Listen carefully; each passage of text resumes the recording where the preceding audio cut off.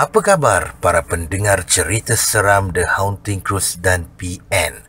Semoga anda semua dalam keadaan sihat dan sejahtera.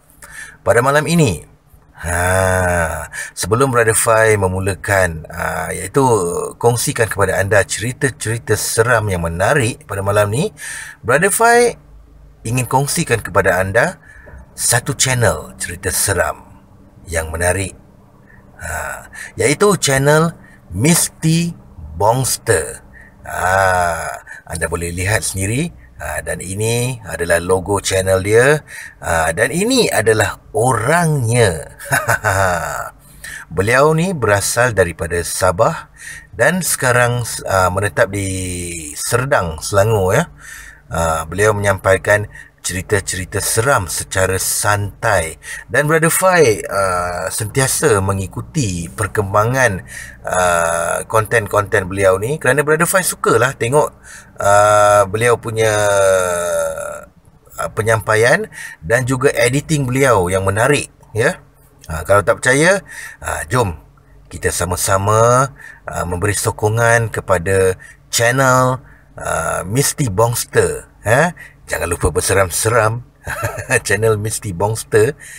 Beliau ni adalah orang yang ramah. Peramah orangnya, bagus orangnya. Dan kalau tak anda boleh memberikan komentar anda untuk orang kata beramah mesra dengan beliau, ya. Kalau tak percaya, anda komen. Dan jangan lupa subscribe dan juga tekan butang loceng untuk channel Misty Bongster. Baiklah para pendengar cerita seram The Haunting Cruise dan PN sekalian. Kisah pada malam ini datangnya daripada Rashid Salim. Okey, kisah yang bertajuk sebentar ya. Okey, kisah yang bertajuk Tukang Urut. Kita mulakan dengan dialog. Syed, kau nak dengar cerita tak? Selalunya aku yang kena minta cerita dari kau. Sekarang kau pula yang offer. Ceritalah. Apa dia? Tanya aku seterusnya sedut ABC. Dia minum ABC. Din pun betulkan duduknya sambil memandang tepat ke dalam mataku. Hari ni agak mendung. Pelanggan yang datang ke food truck Din pun aku nampak sendu aja. Sabarlah Din. Adat berniaga biasalah. Ada seorang pelanggan aku ni, dia cerita kat aku pasal tukang urut. Ujarnya. Aku sedia mendengar lebih lanjut. Terus pinta aku. Aku tak suka tersekat-sekat sebab bikin suspend je ni. Selepas dia berurut, dia rasa segar satu badan. Biasalah tu Din. Tak biasa. Ini lain. Maksud kau? Aku ingin tahu apa yang lainnya. ABC aku sedut lagi. Serot. Dah tinggal separuh dah. Selepas tu, aku cucur rokok. Nikmatnya. Cik. Keesokannya, dia rasa badannya tiba-tiba berat. Badan jadi lenguh-lenguh balik. Bukan ke baru lepas burut? Katanya, ringan rasa badan ni. Ni berat pula. Apa ceritanya ni? Soalku keheranan. Ya, jadi dia panggil tukang urut tu semula, dan si tukang urut tu cakap ada benda yang ganggu. Dia tak pandai buang, tapi katanya ada orang lain yang pandai buang. Hantu ke? Aku menduga, lantas Din mengangguk. Hantu raya lah Syed, katanya. Lalu aku ingin tahu hal selanjutnya. Lantas Din memberitahu bahawa suami si tukang urut tu pandai berubat. Dipanggil suaminya berubat dan sakit-sakit badan beransur hilang. Kemudian dibayar sejumlah wang sebagai upah menolong.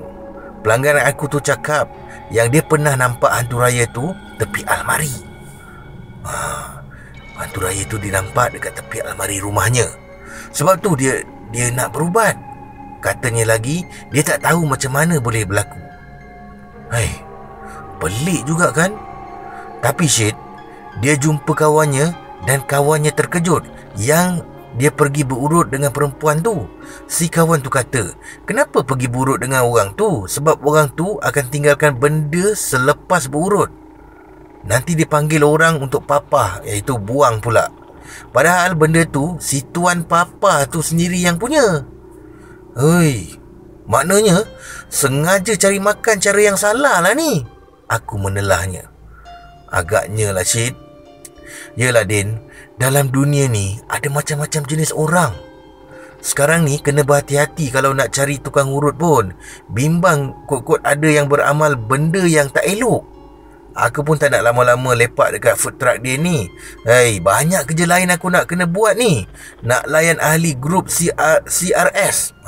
Grup Cerita Rashid Salim pula lepas ni. Diorang pun dah rindu aku. Dan nak promote buku buruk yang dah tinggal beberapa naskah tu je lagi. Hei, banyak hal ni. Aku pun minta diri. Dan senyum je lah. Aku harap dia ada cerita yang lebih menyeramkan lagi untuk dikongsikan. InsyaAllah. Baiklah saudara, Brother Fai belanja satu lagi kisah daripada Rashid Salim. Kisah Abang Jamil Kemurungan. Aku nampak kelibat Abang Jamil termenung sorang-sorang tepi laut. Aku rasa itu memang dia lah. Memandangkan keretanya ada di situ. Tak sasul Brother Fai. Patutlah aku rasa nak ke pantai je petang ni.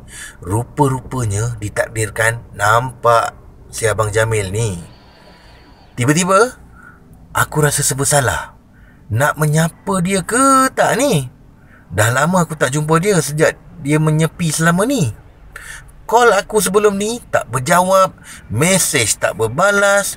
Hai, kenapa agaknya dia ni? Itulah persoalan yang bermain di dalam kepalaku. Rasanya eloklah aku pergi bertanyakan khabar dia ni. Aku pun turun dari motosikal lalu mengorak langkah mendekatinya. Setibanya aku sampai, aku beri salam. Assalamualaikum. Abang Jamil menoleh dengan wajah terkejut.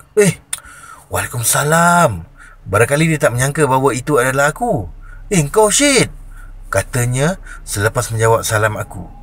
Bang, mana abang hilang? Lama tak nampak abang ni. Saya ada buat salah ke? Ujarku bertanyakan tentang masalah yang timbul. Aku duduk sebelah dia. Angin pantai bertiup sepoi-sepoi bahasa menyapa tubuh masing-masing. Tak ada apa-apa lah Syed. Abang ada hal lain. Sorry lah lama tak kontak kau Syed, balasnya lalu melemparkan pandangan ke arah laut. Bang, Zul dah tak berniaga dah bang. Dia tutup kedai, pindah KL cari kerja pula. Beritahu aku padanya tentang Western Zul yang dah menamatkan perniagaannya 4 hari lalu. Jadi tak adalah kedai yang menjadi tempat aku selalu lepak. Oh, ya ke? Tak apalah Syed, rezeki ada di mana-mana je, jawabnya dalam nada perlahan. Dia sendiri menyorokkan sesuatu dari aku. Bang, abang ada masalah ke? Sebab saya tengok abang ni jauh je termenung. Dia hanya mengeluh. Sorry lah kalau saya banyak tanya. Okey je Syed. Kau macam mana sekarang? Macam mana perkembangan penulisan? Okey je bang, Alhamdulillah. Saya dah terbitkan buku baru. Sekarang ni tinggal promosi je lah. Abang tu macam tak ada mood je, kenapa? Kongsilah bang. Aku tetap memujuk agar dia menceritakan masalahnya. Lalu dia menarik nafas dan memandang aku. Abang dah menduda Syed. Hah? Aku terkejut. Kenapa jadi macam tu? Maknanya dia punya masalah peribadi. Ya Syed, abang terpaksa lepaskan dia kerana dia ikut lelaki lain. Apa kurangnya abang sampai sanggup dia tinggalkan abang sampai macam ni? Aku berkerut dahi. Abang Jamil tunduk. Dia seolah-olah berat untuk menceritakan apa sebenarnya yang berlaku. Lantas Abang Jamil pun berkata yang isterinya terkena guna-guna lelaki tu. Isterinya banyak berubah sikap dan bila malam tidur mengigau-ngigau menyebut nama seorang lelaki yang Abang Jamil tak kenal. Kemudian, segala makan minum Abang Jamil terabai, tidak disediakan dengan baik. Bekas isterinya tu sibuk dengan melayan chit-chat di dunia maya. Apabila ditanya berborak dengan siapa, katanya kawan. Dan jika Abang Jamil tanya lebih-lebih, bekas isterinya tu meradang.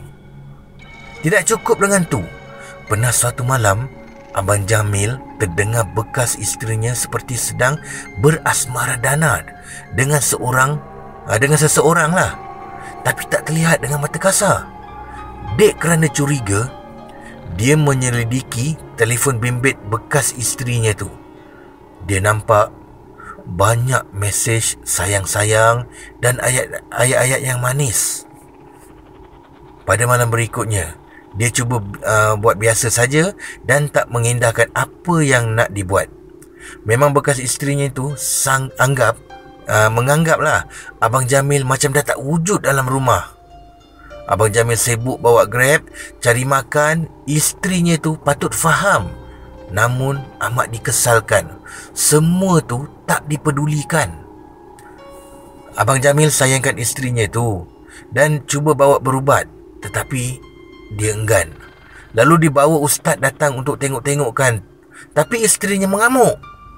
Saat amukan, wajah isterinya nampak berubah. Mata lebam jengkung.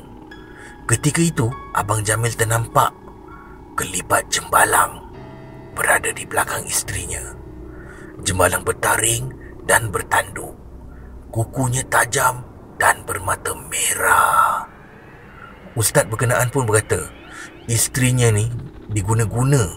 Lalu Abang Jamil meminta agar ustaz tu ikhtiar ubatkan, namun tak berjaya kerana ustaz tu sendiri termuntah darah gara-gara mengubati isterinya. Akibat tu, ustaz tu undurkan diri. Seterusnya, isterinya meminta cerai.